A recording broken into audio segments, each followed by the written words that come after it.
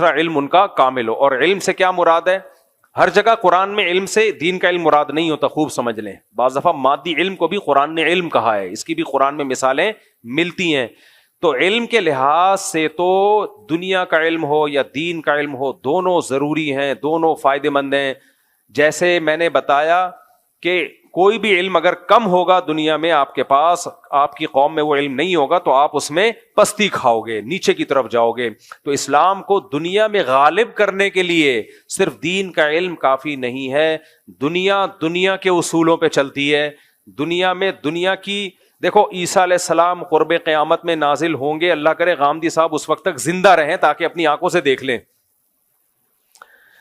بخاری اور مسلم کی حدیث کا غامدی صاحب نے انکار کر دیا نا, اتنی واضح حدیث ہے کہ لَيُوشِكَنَّ أَن يَنزِلَ فِيكُمُ ابْنُ مَرْيَم, ضرور بھی ضرور تم پر عیسیٰ ابن مریم نازل ہوں گے.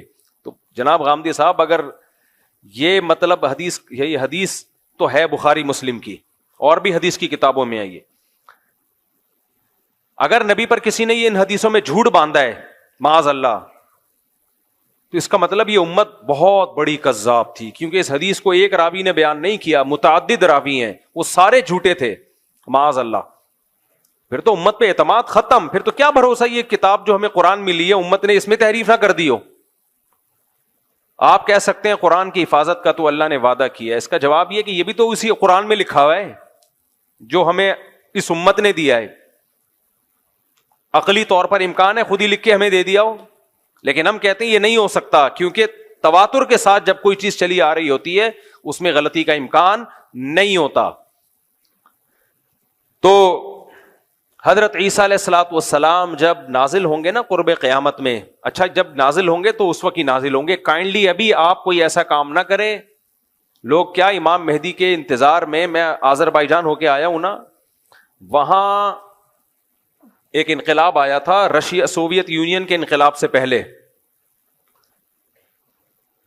کوئی لیڈر گزرا ہے جس نے بہت لوگوں کو قتل کیا, اور آذربائیجان میں جو اسلامی حکومت تھی اس کو ختم کر دیا تھا اس نے.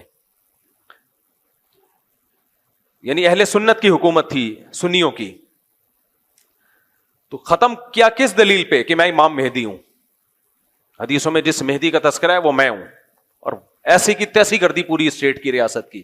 اس کے بعد سوویت انقلاب آیا تو انہوں نے ان کی بھی ایسی کی تیسی کر دی. تو آج کل ایسی کی تیسی ہی چل رہی ہے مارکیٹ میں. کوئی امام مہدی کے نام پہ کھڑا ہو جاتا ہے, کوئی کہتا ہے امام مہدی چونکہ ابھی